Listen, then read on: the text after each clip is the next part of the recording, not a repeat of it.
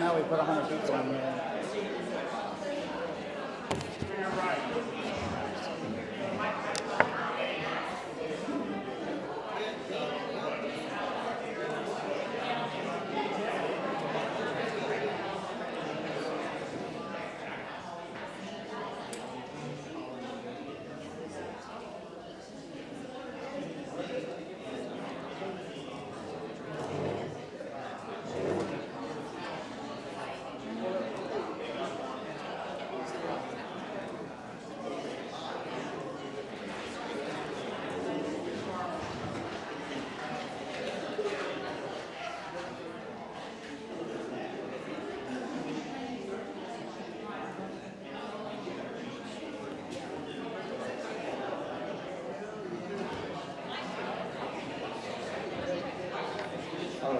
Oh, here we go.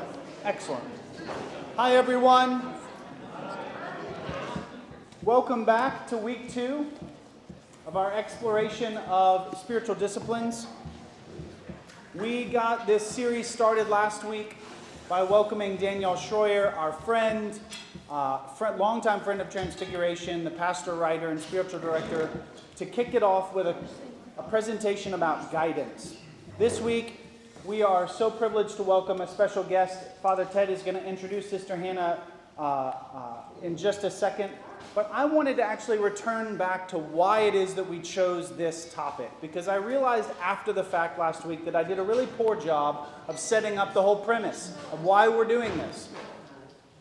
You may have heard sermons, you may have read pieces about why the spiritual disciplines are important or the importance of them.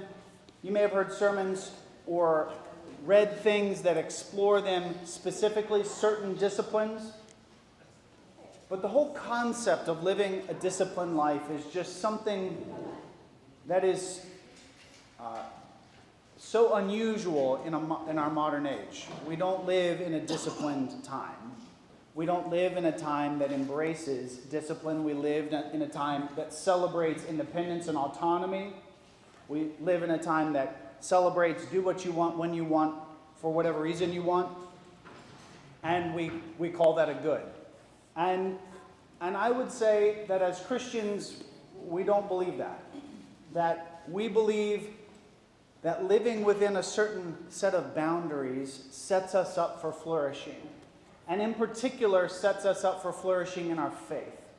And I want to read to you the introduction. So the whole concept of this series came to us because of this classic book. Richard Foster's classic book, which is now, I don't even know how old, 30 years old maybe.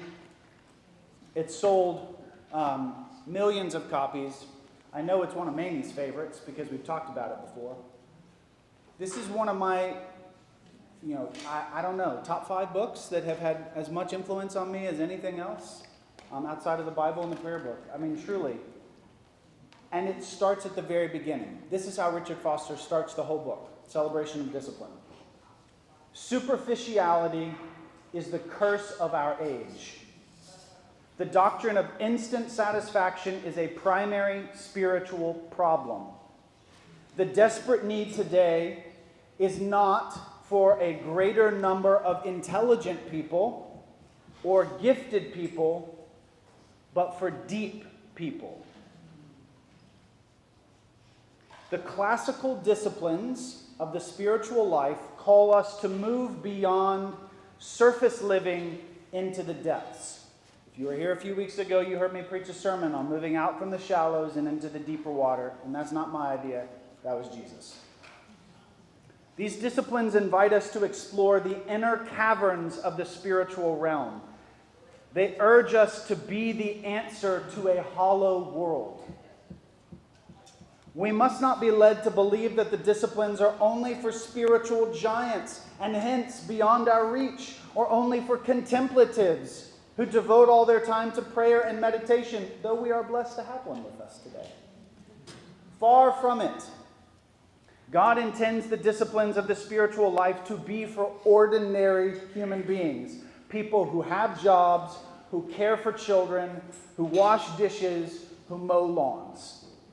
In fact, the disciplines are best exercised in the midst of our relationships with our spouse, with our brothers and sisters, with our friends and our neighbors. And he goes on.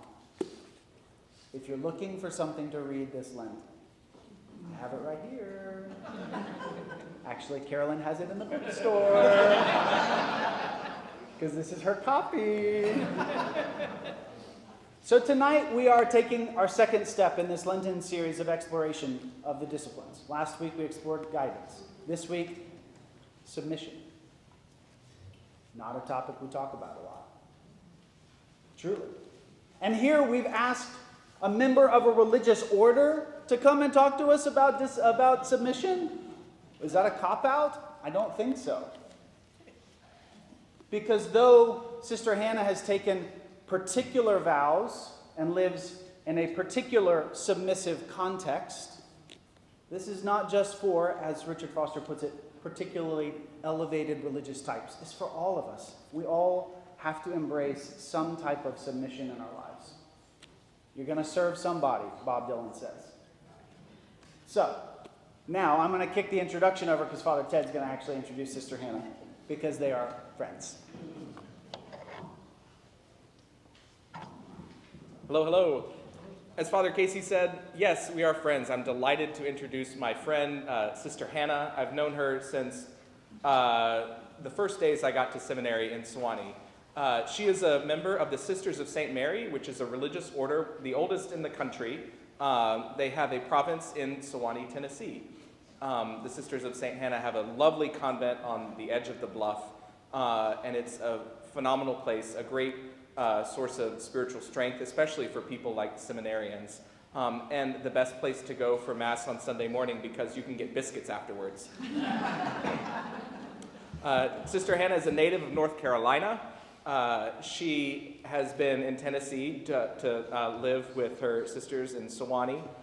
But before taking on the religious life, she was a licensed registered dietitian. She brings a wealth of knowledge and experience and spiritual depth to everything that she does. We had all kinds of classes together in seminary, and her insights into whatever we were learning were remarkable, and I learned so much from her in seminary, and I'm excited for you all to get to learn from her tonight. So please welcome my dear friend, Sister Hannah.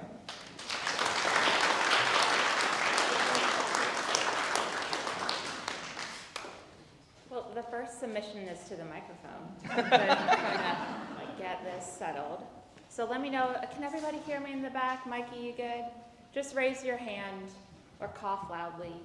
Either way, I'll respond. So, before I begin, I'd like to once again thank Father Ted and Father Casey for the invitation to be here. I've never been to Dallas before, and the most exciting thing I saw today was where JFK was shot. So that was really interesting, but that is apparently the main tourist attraction. So, yeah. Okay. So as Father Ted said, I went to seminary with him. I was also a reader at his ordination to the diaconate. And so it's just been a real joy these past several years to see us flourish in our respective vocations. Okay, so when I told my friends I was talking about submission, they were like, ugh. Like, that's the main response I get when I say, like, I'm a nun and I have the vow of obedience. They're like, ugh. So like Father Casey said, it's like not on the cover of Cosmo or Time or anywhere. It's not like a trend. There's not like hashtag submission, or there are, but they are definitely not religious, not religious friendly. Like don't do a Google search. Like this will not, no, you're gonna get a virus. So just like get some spamware, get some, some Norton antivirus before you Google search that. So just full disclosure. So, we have to keep it real, right, Father Casey? Yeah, please don't Google it. Listen to the priest. Don't Google it. Okay, so I'd like to start with an outline of what we'll be talking about tonight. So we'll first start out by identifying what submission is, discuss how it really does begin with self-denial for those that came to the service. That was part of the reason why I chose that gospel lesson. It requires humility, again, a not trendy term. and it means following the way of the cross. So, what does submission mean? And the book that you all are reading or have heard of or going to purchase tonight, Celebration of Discipline, Richard said that of all the spiritual disciplines, none has been more abused than the discipline of submission. Nothing in religion has done more to manipulate and destroy people than a deficient teaching on submission. So I don't mean to be mean, but I'm really glad that Father Ted chose me for this because it's very not easy to talk about because it has been twisted and abused by a lot of people. So part of my talking about it is healing from it, unlearning it, and finding the healthy ways to practice submission. Okay? So first, to place oneself under the control of another. Next, to yield oneself. And third, to refer to another for consideration. In our individualist, me-first Western society, as Father Casey was talking about, we feel very uncomfortable at just the word submission. I mean, our country was founded by refusing to submit to a monarch. So submission is just something we all kind of recoil at. But I need to talk to you about why it's important. So obviously, I'm a nun under the vow of obedience. And obedience and submission are intertwined. This photo is from my life profession that took place January 16th, 2021 during COVID. My family couldn't come, my friends couldn't come, like a lot of people who had big life events during COVID. And this is the equivalent of like a marriage ceremony to God. Back in the day, the Roman Catholic sisters would have a full-on wedding dress and veil because it did have that significance. In our community, we don't do that. But right before this photo was taken, I had just told our bishop that I desired of my own free will to consecrate myself to God entirely in body, mind, and spirit, and made a commitment to live out the threefold vow of poverty, chastity, and obedience. So, what does the vow of obedience mean? The vow of obedience means listening. You can keep it here. The word itself in Latin, obedience, means to listen thoroughly. This vow involves putting others before ourselves by listening and responding in love, not denying our needs, but balancing them with other people.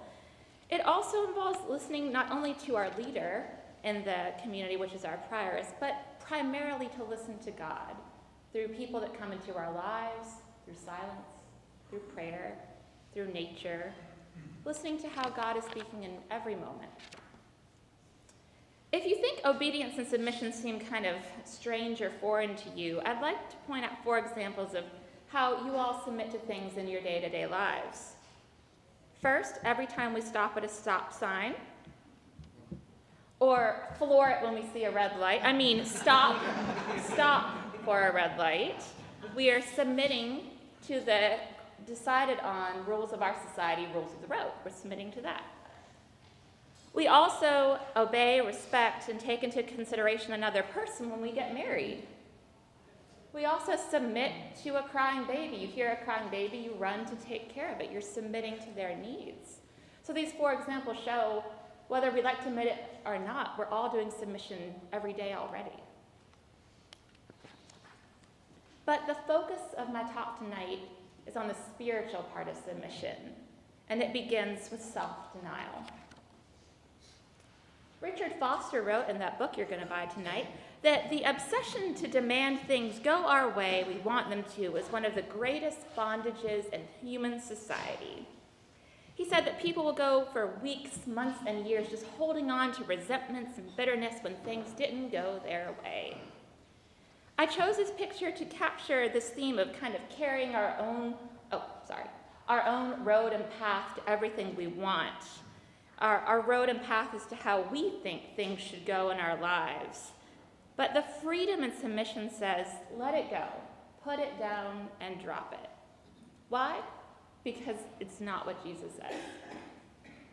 Jesus said to his disciples, if any of you want to be my follower, you must deny yourself. Give up, let go of your own way, and follow me. For those who want to save their life will lose it. And those who want to lose their life will find it. You might be thinking, I don't know, self-denial is kind of weird. It kind of sounds like I'm going to lose myself and my identity, and, that might not be what I'm called to do. Self-denial does not mean giving up or losing your identity, but actually finding your true identity. It's what Richard Rohr says, separating from our true self from our false self. So, Richard Rohr, the Franciscan, said that our false self is made up of our ego trappings. So it's our projections of how we want to look in the world. We're attached to our productivity, how much hours we put in our respective jobs, how healthy we are, our body image, our fitness, our looks, how successful we are, how much money we make. These are just a few examples. These things are not bad in and of themselves, but these are just what Richard says, costumes we wear, things that are always changing, transitory, and eventually passing away, as a lot of these things changed for millions of people during COVID. Henry Nouwen once said, "Over the years, I've come to realize that the greatest trap in our life is not success, popularity, or power, but the greatest trap is self-rejection. Success, popularity, and power are a great temptation, but they're part of a larger temptation of self-rejection. If we've come to believe in the voices that call us worthless and unlovable, then success, popularity, and power are perceived as very attractive solutions. But the trap is self-rejection. It's the greatest enemy of the spiritual life because it contradicts the voice that calls us beloved. And being beloved is the core truth of our identity. Our true self is part of the divine being and eternal, not transitory and passing away. Our true self is sacred. Love is what we were made for and who we are. We are the beloved. And if the phrase beloved sounds familiar, it's because it was found at the baptism of Jesus. Lent begins right after that moment. So a quick recap. After Jesus was baptized, heaven was opened. The Holy Spirit descended on him like a dove, and a voice came from heaven. "You are my Son, the beloved. With you I am well pleased." The true identity of Jesus was revealed as God's beloved. And right after the voice said that, he was sent to the wilderness. Go back. Okay, so this shows the sharp contrast between bright light, abundance of water, to the time of Lent and testing, fasting, wilderness, and temptation. To overcome the temptations, Jesus had to know himself, his identity. If you look carefully at all the temptations, it always begins, if you are the Son of God, if you really know who you are, then let's try this, this, and this. If he didn't, he might have given in to these temptations. And as you'll see, we also face temptations about our identity every day. Jesus said, the first temptation, the temptation to doubt, to submit to doubt, the devil said to him, "If you are the Son of God, command this stone to become a loaf of bread." And Jesus answered him, "It is written, one does not live by bread alone." This was the temptation of instant gratification. It's not about the bread or being hungry. It's a choice between trusting or doubting God. The mention of bread would have reminded the hearers of this story of the Israelites traveling in the wilderness and becoming hungry and complaining that God wouldn't provide for them, although they forgot about the Red Sea and Egypt and the acts of power, and so they were grumbling. So the temptation was to focus on their hunger, instant gratification, or to just let go and trust that God would provide because he'd brought them so far already. This temptation was about putting something above, choosing to submit to God, to trust in God, or to trust in ourselves. And even though the Israelites failed, God and Jesus succeeded. Then the devil led him up and showed him in an instant all the kingdoms of the world. And the devil said to him, To you I will give their glory and authority if you will worship me." Jesus answered him, "It is written, 'Worship the Lord your God and serve only him.'" This temptation is to believe the lie that power and fame and earthly glory is how you find worth. But Jesus knew that his worth didn't come from that. He knew that the things of earth are passing away. We also struggle in not submitting to the belief that we have to look like we're successful and have it all together, that success and power are where it's at. But our worth is so much deeper than any of that, because our worth is based on the eternal, changeless love of God. Then the devil took him to Jerusalem, placed him on the pinnacle of the temple, said to him, "If you are the Son of God, throw yourself down from here, for it is written, 'He will command his angels concerning you to protect you. On their hands they will bear you up, so that you do not dash your foot against a stone.'" But Jesus answered him, "Do not put the Lord your God to the test." The temptation here is to submit to unrealistic, grandiose expectations about life and submitting to entitlement. This core temptation is that submitting to God means no suffering or harm will come to you. Sounds to me like the prosperity gospel, that if you just pray hard enough, trust God enough, nothing bad will happen, you'll be very blessed, you'll be very wealthy and successful. But that's not what Jesus says. If Jesus said yes to this temptation, he would have had all the attention and glory come to him, and he wouldn't have suffered. And his ministry was all about solidarity with all of us and our sufferings. Demanding things and submitting to things are polar opposites. Jesus decided then and for the rest of his ministry to never use his power for his own glory, but to do the will of God. Favorite guy, Benedict, really great. I have my little rule. The rule of Benedict is quite short. I do not know if it's in the bookstore, but it's a very short read, and it has a lot of wisdom. So Benedict was a monk in the 6th century in Italy, so it's amazing that his rule and wisdom has survived hundreds of years. And he is the original inventor of the 12 steps. So to make this fun, we're going to do step aerobics. I'm just kidding. We're not going to do like 12-step aerobics, like step aerobics. Like, it's a pun. You've had food. I know. Submission is also very exciting. But so we're going to try to talk about the 12 steps of humility as found in the Rule of Benedict and relate them to the Alcoholics Anonymous 12 steps and kind of bring some of the language up to speed. So in the Rule of St. Benedict, I don't want to back up too far and have this mic go away, so I'm just going to put it here. Benedict describes the 12 steps as being like 12 rungs on Jacob's ladder to heaven, on which the angels ascended and descended.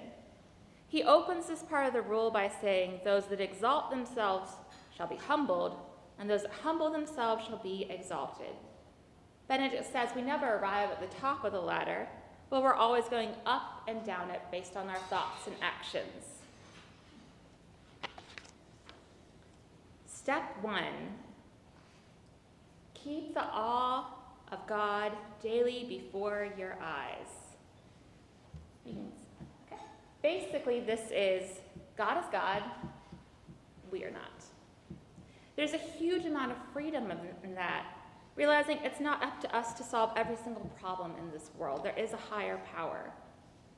Humility begins with the fact that there is a power greater than ourselves, a higher power in control. And you can't submit to a higher power if you think that you are the higher power.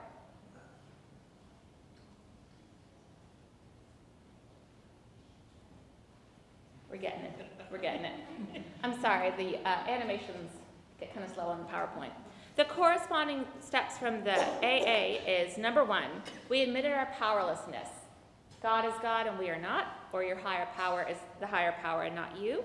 And step 2, that power could restore us to sanity, restore us to wholeness, heal us.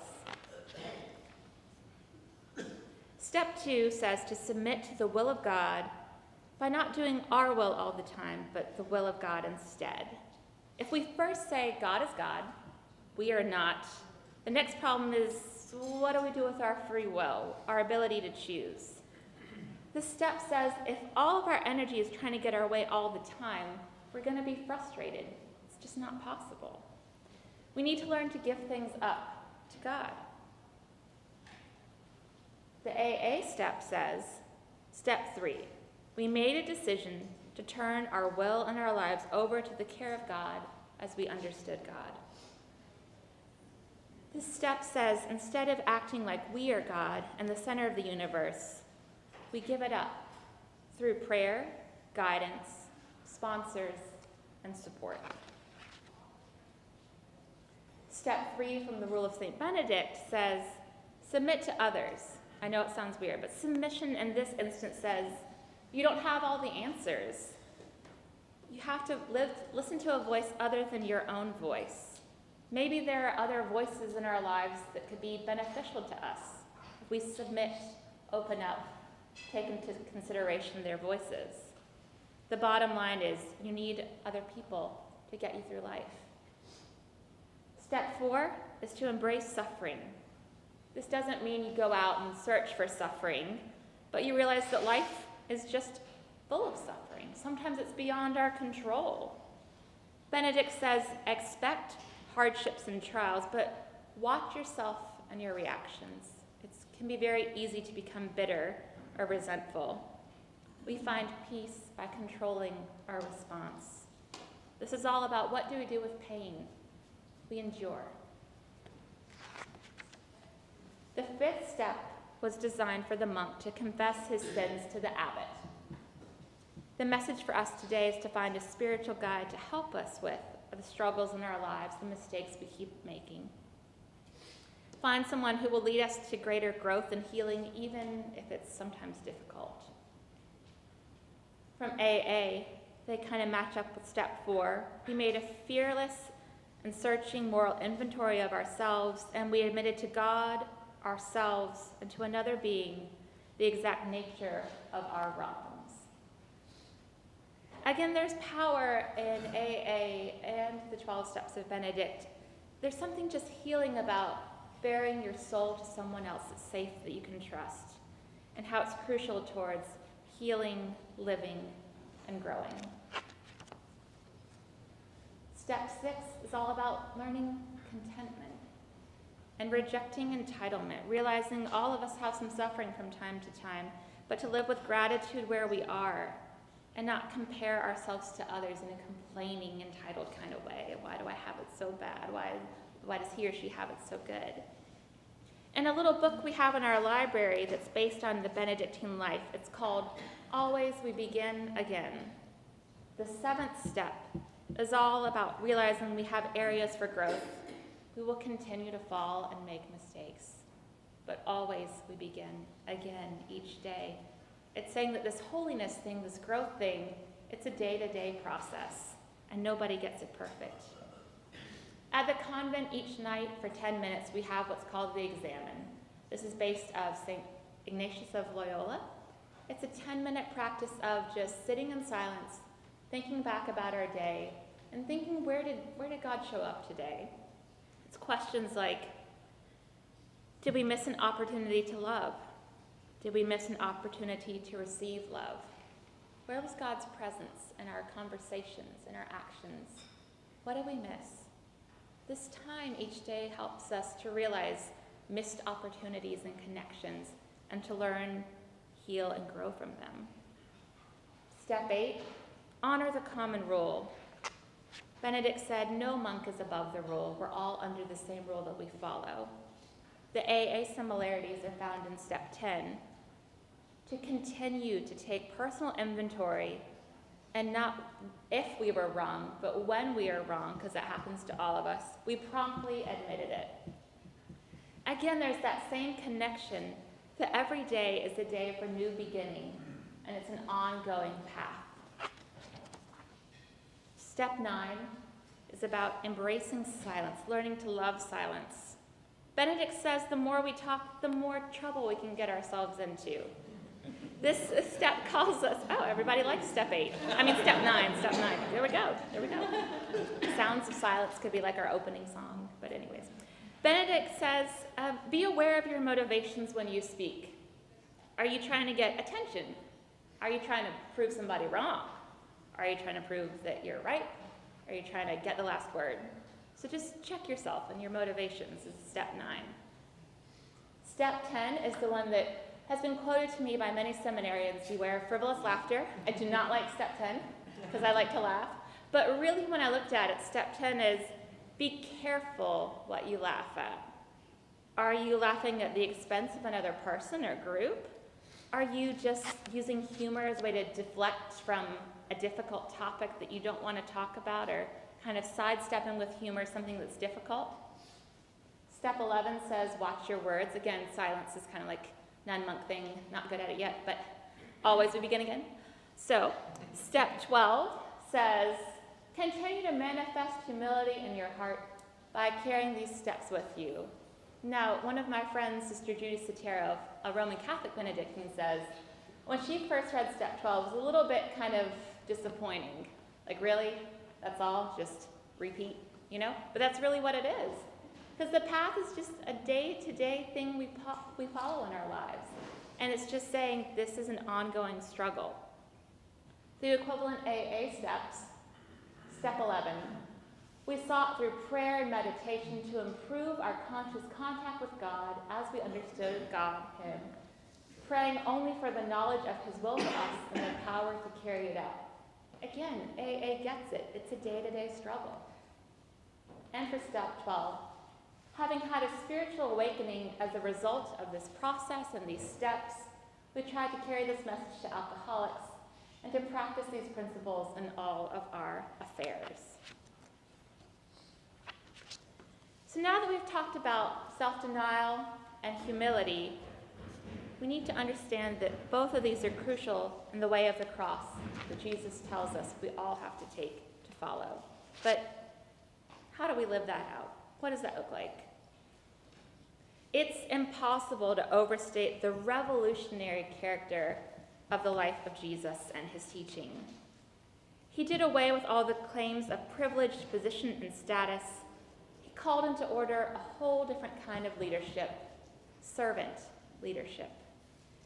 And the life of Jesus undermined all social powers and orders and structures that were based on self-interest, because he was the servant of all. He took women seriously. He allowed children to come to him. He washed the feet of his disciples, something only a slave would do. He had a legion of angels at his disposal that he chose not to use. He was the most powerful human, but he never used the power for himself, only in the service of others. In the Message version of the letter from 1 John, this is how we come to understand and experience love. Christ sacrificed his life for us, so we ought to live sacrificially for our fellow believers and not just for ourselves. If you see someone in need and have the means to do something about it, but turn a cold shoulder and do nothing, what happens to God's love? It disappears. In Paul's letter to the Ephesians, he writes, be subject, submitting to one another out of reverence for Christ. So Paul's saying submitting to one another, it's an act of worship. Some examples can be making space for other people's opinions and ways of doing things, especially those we find hard to understand. The key aspect here is to react with curiosity instead of judgment. I wonder why they think that way. I wonder what their life experience has been. I wonder. It's a very good tool to have. Next, perspective taking. Again, I wonder where they're coming from when they say this. It can be really easy to make snap judgments, but submission is trying to understand the other person and their perspective. It's making space for others, not just physically, but mentally and emotionally. Next, be hospitable with your thoughts. We never really know what another person is going through. So if you have to be anything, being kind. Assume the best about somebody rather than the worst. Next, to use our power and privilege in the service of others. like Jesus did. Remembering that there's those who need to be lifted up. And each day, practice listening to God. I highly recommend the Examine to You. You can look it up online, but basically it's just like I said, the end of the day, thinking back. Where did God show up? Where did love show up? Where was there a missed opportunity? You'll be surprised at how often God shows up when we really don't realize it. Now, I told Father Ted the last few slides are just like humble brag, which is kind of the opposite of what I talked about. But really, it's just like come to the convent and see. So Sewanee is a very, very beautiful place, and these are the views from our dining room. So again, part of listening to God involves listening in silence, kind of getting out of our own head, and nature is a great way to do that. And if you ever need spiritual retreat, you can please feel free to come and stay in our hermitage, in our St. Mary's Convent garden level, and this is the view from our dining room. But I know we've covered a lot, but I hope you learned something, and it's such an honor to be here.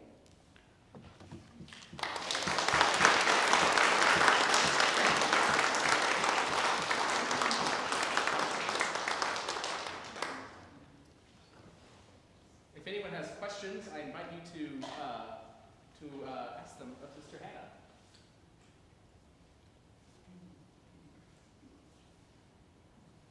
Ask a mom portion. What was the hardest vow for you to say yes to? Oh, obedience, for sure. Yeah. I am the youngest and the cutest. And my brother's fine. But like, the whole like self-will, God's will thing, yeah. I was kind of raised to be like a spoiled child, and so that's really hard to unlearn. So, yes. Poverty I'm fine with. Chastity is fine. I really like chastity the best. But because chastity says you're not restricted in your love, you're just free to love other people more deeply because you have more time because you're not married. So chastity's my favorite, poverty's up there, but obedience. This ego is really strong, and I'm aware of that, and that's the first step. So that was the hardest vow. Yes? How long did you stay at that convent? Have I been there? How long will you? Oh, will you? Oh, forever. I know where I'll be buried. Part of the internship we have where students live alongside us is they paint the names of all the sisters so they know which cross is going to be theirs when they die.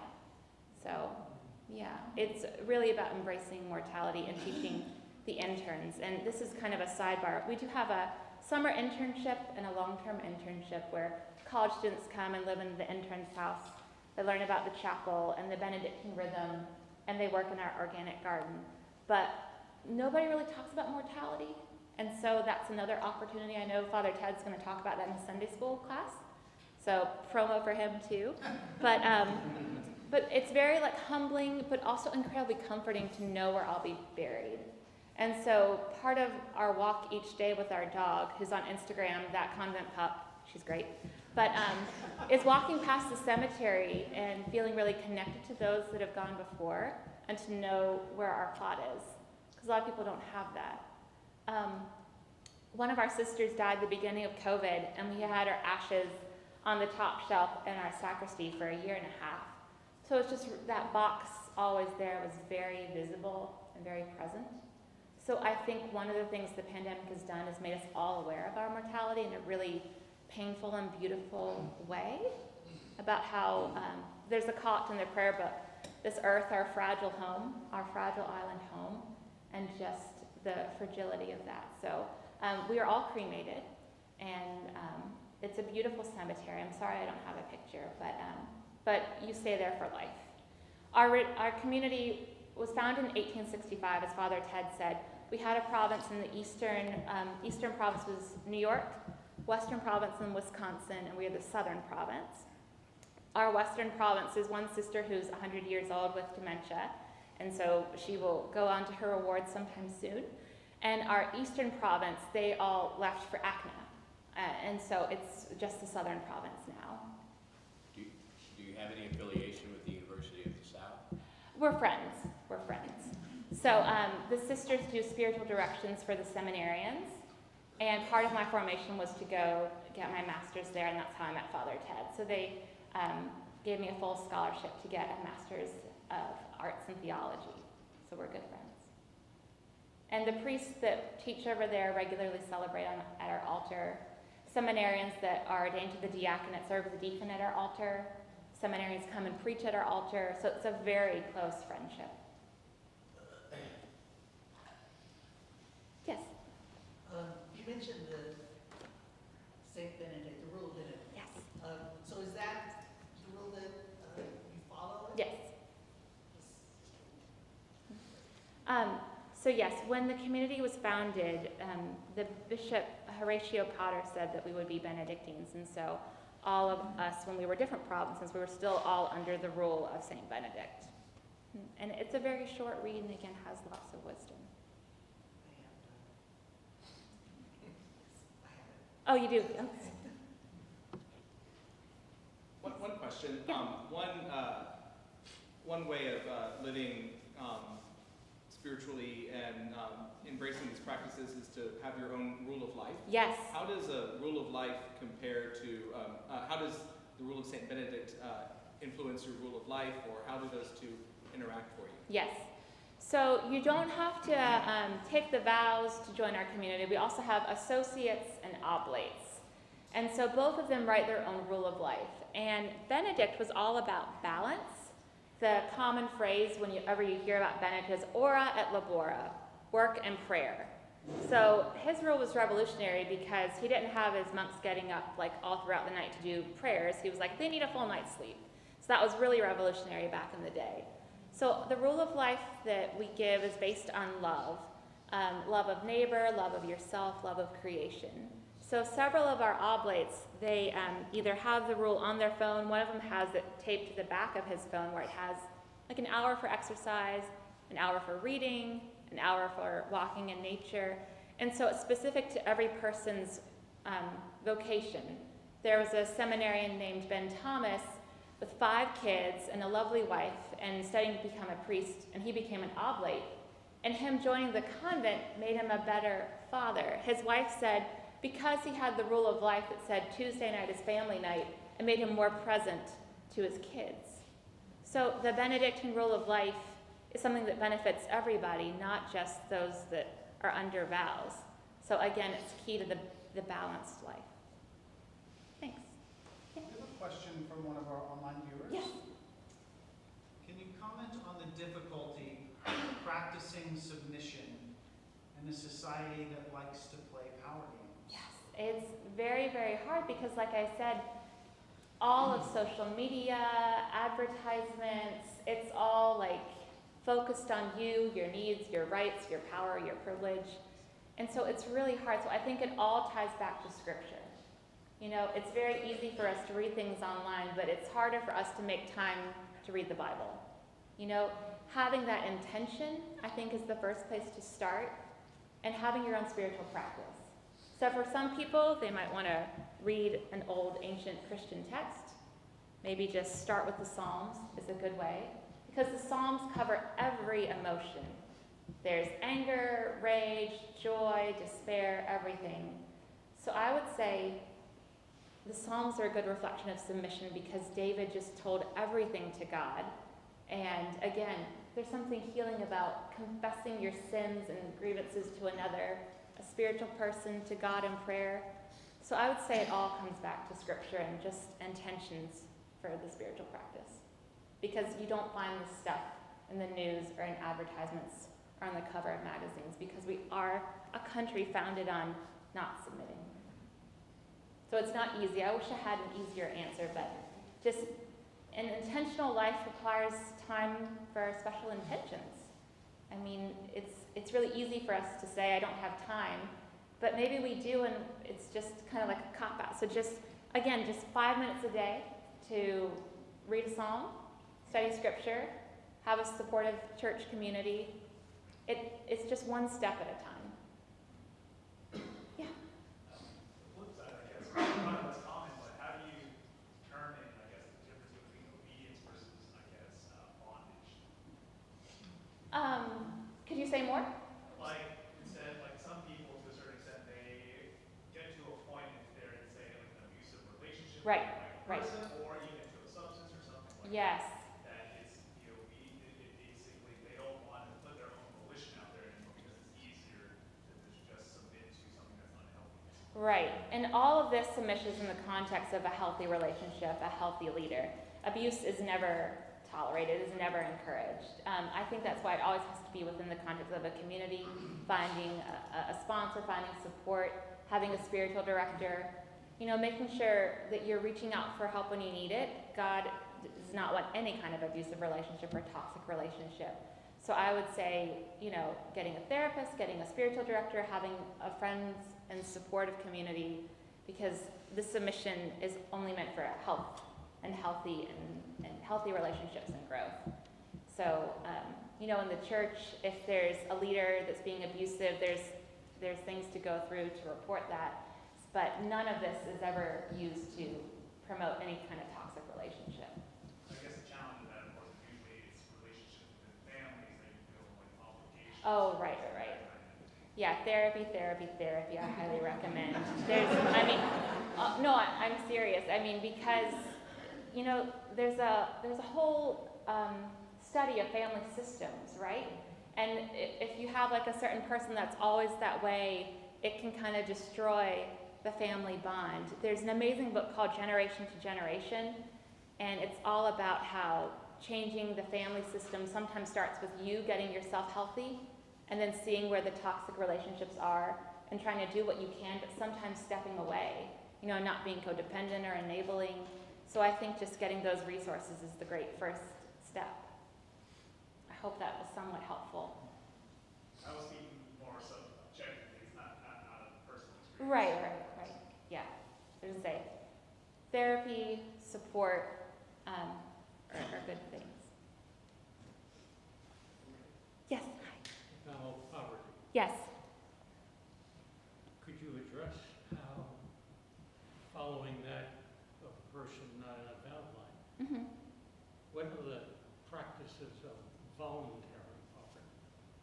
The thing that comes to mind first is like care for creation. Excuse me? Oh, the thing that comes to mind first is care for creation.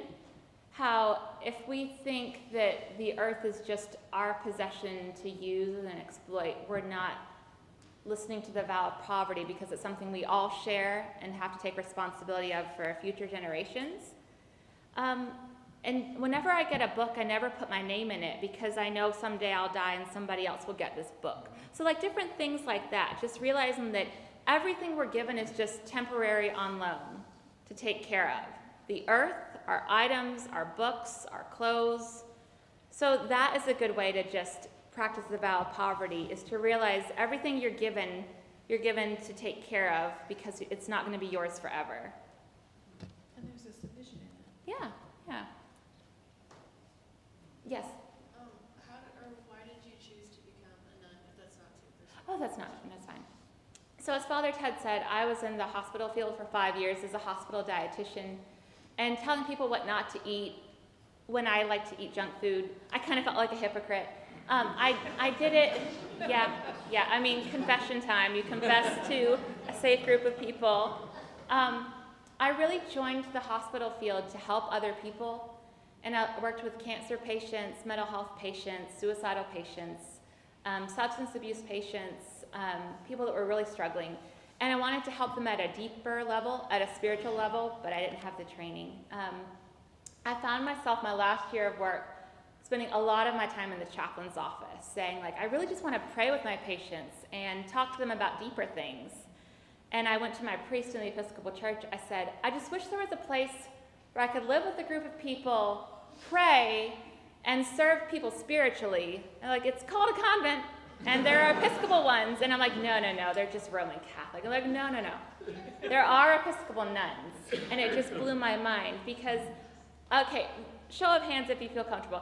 How many people knew there was Episcopal nuns? Well done, Father Casey, well done. So I don't feel called to the priesthood, that's why I'm not wearing a collar. I didn't make it out for that reason, but there's a deep spiritual hunger, and it's been magnified with the pandemic, right? Because people don't talk about death. They don't talk about dying. It's not on Facebook or Instagram, the gram as they call it, I'm learning. the gram, because Instagram is too long. Oh, one of our interns doesn't like calling it the convent, just calls it the vent. How do you go on at the vent? I'm like, really? Is convent too long? Like, is that too long of a word? Sorry. But, yes. So there, I forget who said it, but fulfillment comes when your deepest joy combines with the world's deepest need. And Beatner, thank you. My very first visit to the convent, there was a group of women that's called SWEEK, Sewanee Women Empowering Women Collaborative. I know, SWEEK is easier. And there was a freshman girl, and she opened up to me about some emotional and mental struggles. And she's like, I never told anybody, but I just felt like with you, you were a safe person. And I just felt like this is my calling. Not that I can solve her problems, but just be a safe, listening presence, non-threatening. I don't think I'm threatening. Sometimes on the voice, like the high pitch can be kind of scary, but being a safe person is hard to find in this world, and a non-judgmental person. I came from a faith tradition in the Baptist church that was hellfire, damnation, spiritually abusive. Submission was abusive in that context, where the Bible was used against me. But God redeems everything. I believe that 100%. So that's how I ended up here. Yeah. We are out of time. Okay. I want to make sure if you have any final thoughts. I can take this with me, can't I? You can. Oh, then I go off the screen. Would you hold up, or Father Ted, the newsletters? So we publish a newsletter twice a year. We mail it to everybody free of charge. So if you are interested, please you got to do the Vanna White hands like I did. Thank you. This has our ministries, what we've been up to, our news. And so please take and share. We'd love to be able to pray for you all, stay in contact. It has all of our information there. If you want to stay with us in our guest accommodations, if you want to become an associate, if you're interested, you can just check out the table for more information. And it has been such a deep honor to be with you all. Thank you.